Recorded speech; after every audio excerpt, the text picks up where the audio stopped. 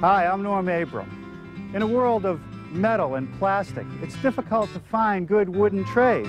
But we found a couple down on Nantucket. I'm going to take you there, then we'll come back and build them. Next, right here on the New Yankee Workshop. The New Yankee Workshop features the craftsmanship of Norm Abram. One of the great places to find antiques on the island of Nantucket is right here off Center Street in a place called Weeds. Now, we've had good luck here in the past finding pieces and then building them in the workshop. Let's see what George Davis has for us today.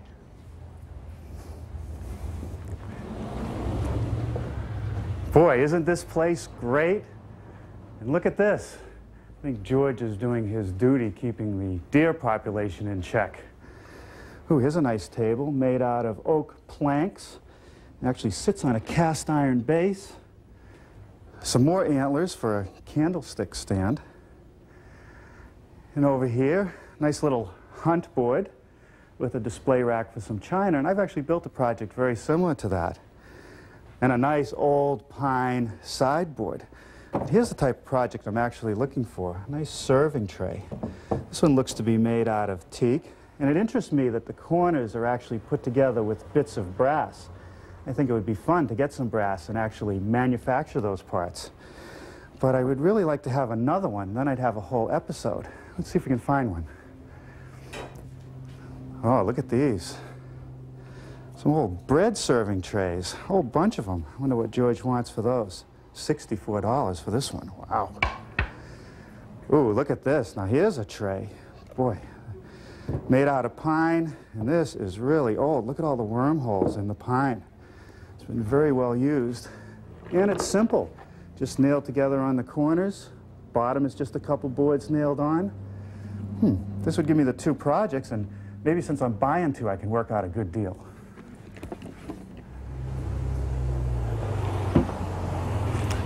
That was a steal. Now let's get back to the workshop and see what we can do. Oh, good morning.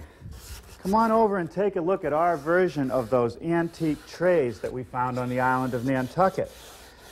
Now, we didn't intend it this way, but the antique trays couldn't have been more different in their level of craftsmanship.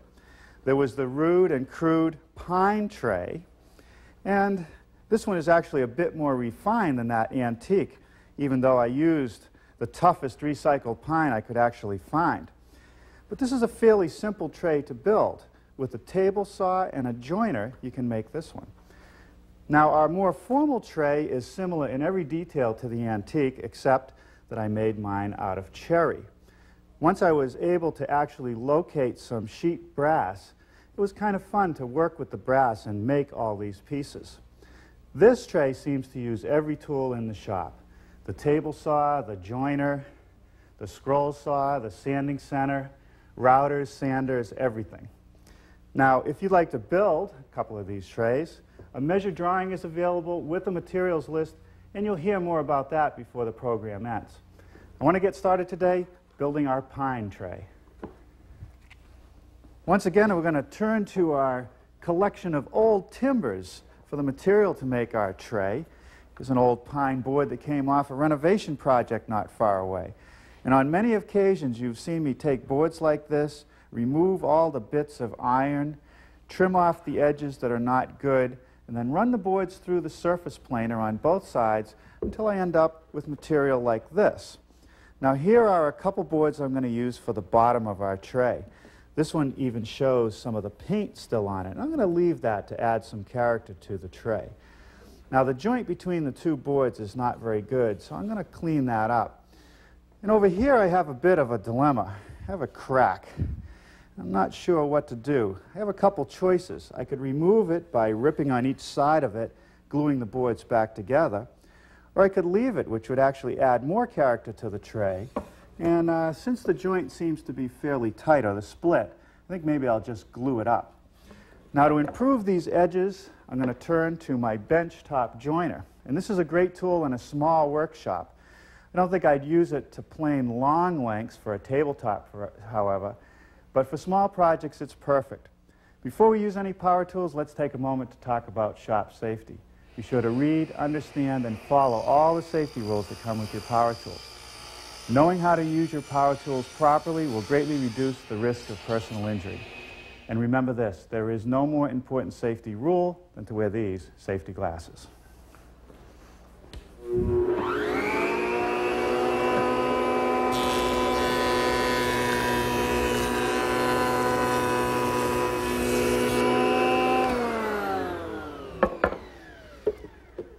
Okay, that's good.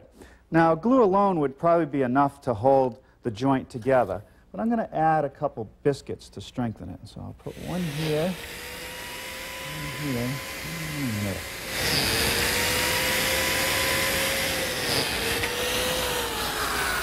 Okay, that takes care of making the slots for the biscuits. Now I want to prep this joint right here, and I think what I'm going to do is just break the board loose so I can get the glue in there. That's pretty good. And blow off any dirt that might still be in there.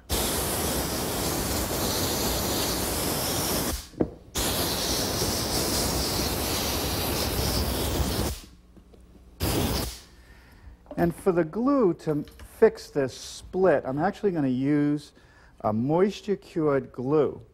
And what this glue actually does is swells, it expands. I put it dry on one side of the joint and then just moisten the other side of the joint.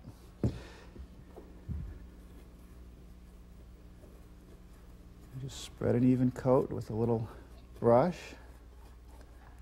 The solvent for this glue is actually denatured alcohol.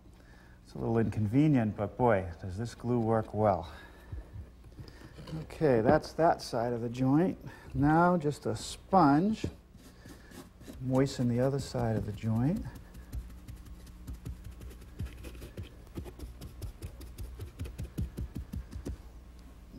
Okay, we'll just put that together like that for now and prepare our other joint. For the other joint, I'm going to use a standard carpenter's yellow glue. First, I'll roll it on the edge.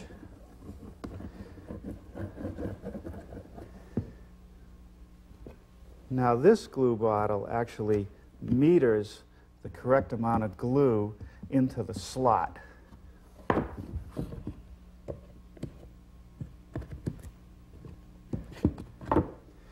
For biscuits, I've selected the largest size biscuit, a number 20 biscuit, and I like these containers because I found if you leave biscuits in the open or just in a bag that's not closed, the moisture in the air causes them to swell.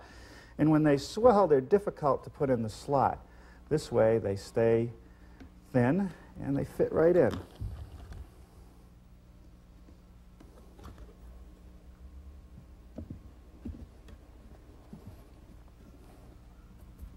Okay, let's clamp it up. Okay, now let's see how this is going to clamp together. Now, I don't want to put so much pressure that the joint just slides by. I just want to snug it up. Let the glue do the rest of the work. Okay, that's good. Now, the split joint I'm going to leave just open a bit.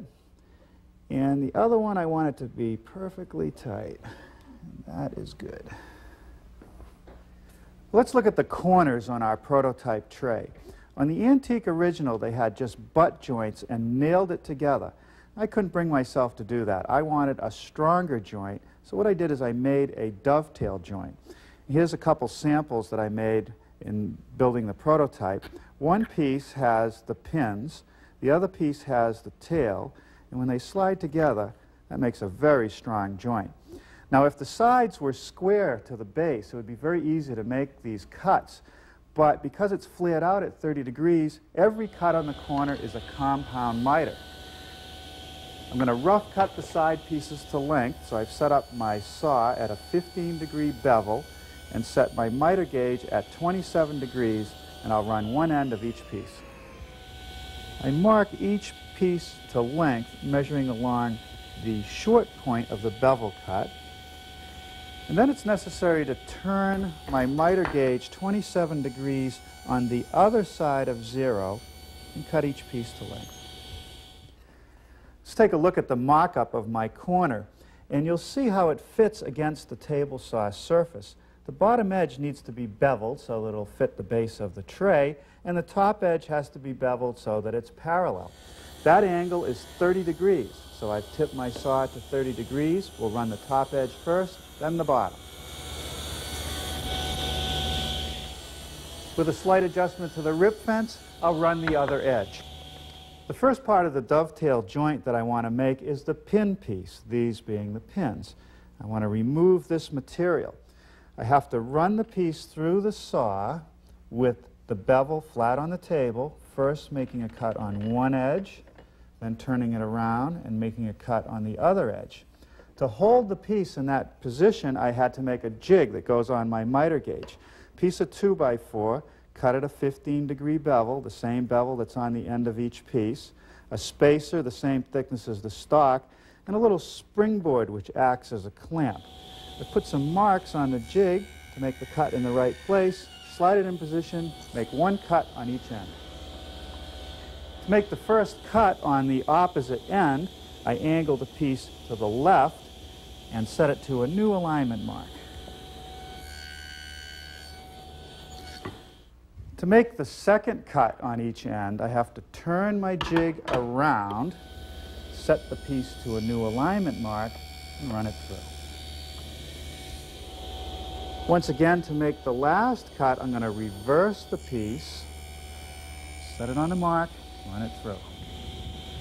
Now with the blade tipped back to 90 degrees and lowered just a bit, I can nibble away the material between the cuts. The saw doesn't do a perfect job making the corner, but we can clean it up with a good sharp chisel. Here I've laid out the tails on the corresponding pieces, and I'm just going to cut those out using my dovetailing saw. I think it's faster. Well, let's see how that fits. It's going to be a little snug. I'll do the additional trimming with a chisel.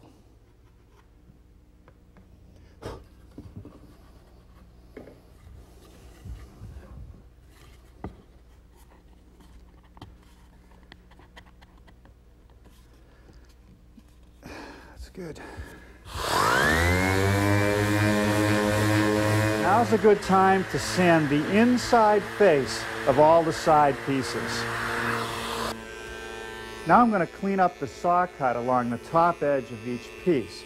I've tipped the fence on my joiner to 30 degrees. To assemble the joints, I apply glue to every gluable surface on both sides, and then just slide it together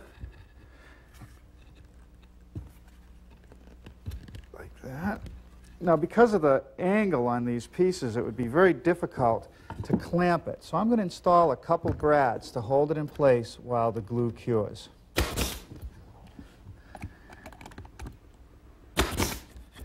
The blank for the bottom of the tray is dry enough now that we can size it.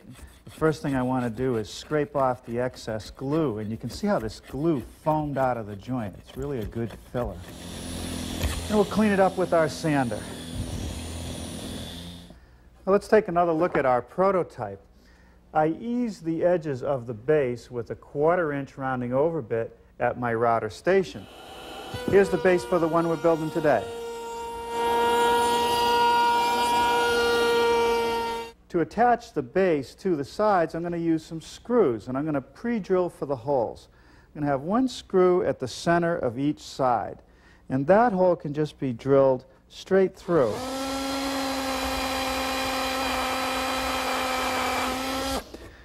But the end holes of each side, I'm first going to drill through,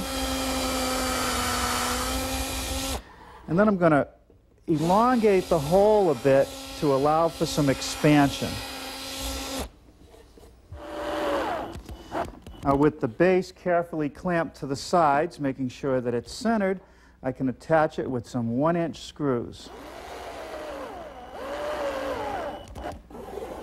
Now, to ease the edges of the sides, I'm just going to use my block plane to round it over. Then I'll give it a little bit of sanding, and then it's off to the finishing room.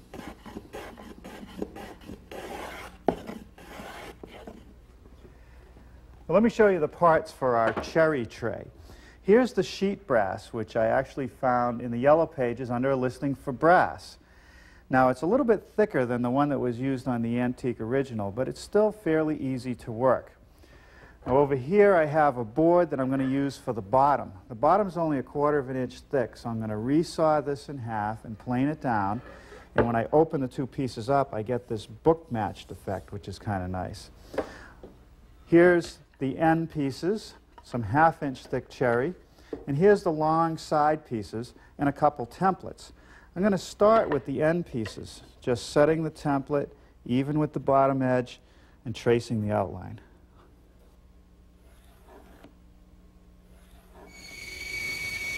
The top edge of the piece I'll be able to cut here at the bandsaw. The hand hole will go to the scroll saw. At the scroll saw, after drilling a hole in the hand hole area, I can thread the saw blade through, bring it up to the holder, lock it in place, give it the tension it needs, set down a hold down to keep the wood tight against the table, bring a little blower over, and cut it out.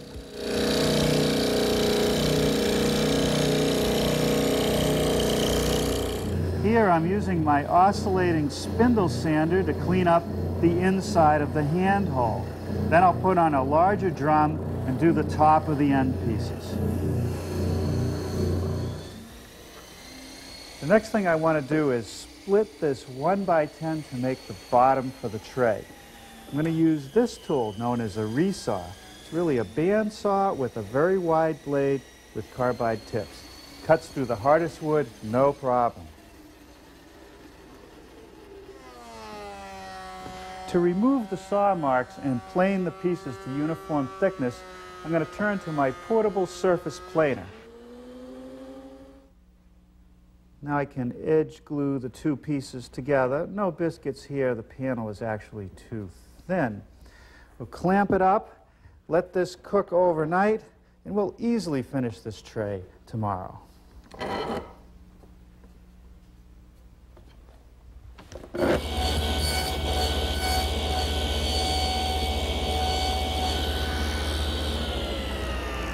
Well, good morning. I got started today making some rabbets in the long side pieces to receive the ends. And to do that, I've set up a stop block on my fence which will determine the shoulder cut, and I'm just using my saw blade to nibble away the material. Now I've switched to my stacked dado head cutter, and I'm using the two outside blades, which gives me a 1/4 inch width, which is perfect for the cherry panel, which is going to be in the bottom of the tray. I'll run a groove in all 4 pieces. For the assembly, a little bit of glue on each side of the joint. The bottom panel sits in loose, no glue there. You just put all the pieces together and tack it with some brads.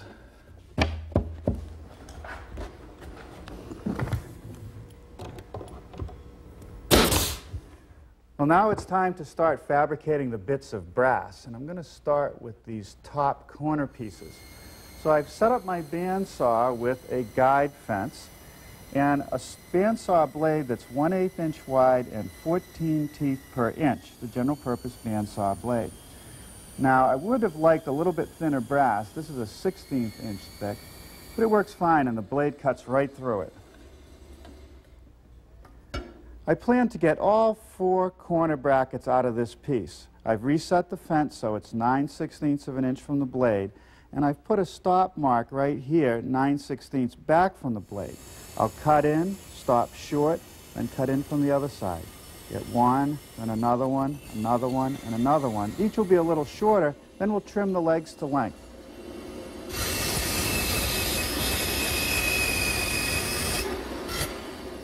For the brass that surrounds the hand holes, I've made a plywood template, and I'll lay it out on the brass just using a permanent marker. I'll cut the outside on the bandsaw, and I'll cut the inside on our scroll saw.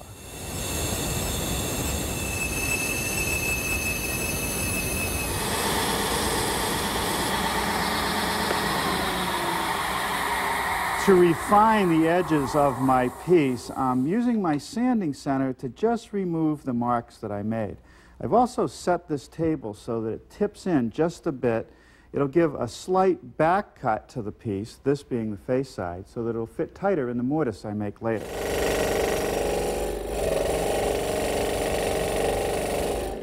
Now my little scroll saw here can easily stand up to this brass. Now I'm ready to make the mortises for the bits of brass, and I'm going to start with these corner pieces. They're a little wider than the wood, so I'll just center it by eye, then take a sharp utility knife and score the end points. Now I'll remove the bulk of the material using my router, which is set up with a 1/2 inch mortising bit, and then I'll clean the rest of it up with a good sharp chisel. To make the mortises to receive the brass that goes around the handholds, I've clamped the piece in position, and once again I'm using a sharp utility knife to score the outline. This one's a little trickier to do because of the curves, but basically I'll remove most of the material with the router and clean it up with some sharp chisels. Wherever I'm going to attach the brass with a screw, I first drill a through hole, then I'm going to make a countersink to recess the screw head. Now I've switched bits to a countersink bit, and this gives me a tapered hole for the screw head. Before I mortise the corners of the tray for these L angle brackets, I have to bend them. And I found to get the sharpest corner, the best thing to do is take a file, hold it at a 45 degree on the back side of the piece of brass, and keep running it through until it's about halfway through the thickness.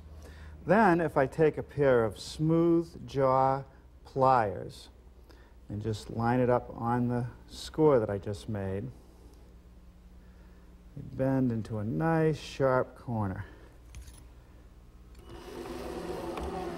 Now all the pieces are held in place with some 3/8 inch brass screws. And one of the last things I want to do is trim the inside of this handhole so it's flush with the wood.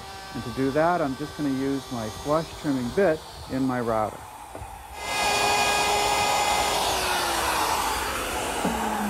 Okay, now that takes care of trimming these top corners flush. Now I'll just sand the sharp edges off, and we're ready for the finishing room. Boy, were we happy to see this product come along. It's a wipe-on polyurethane.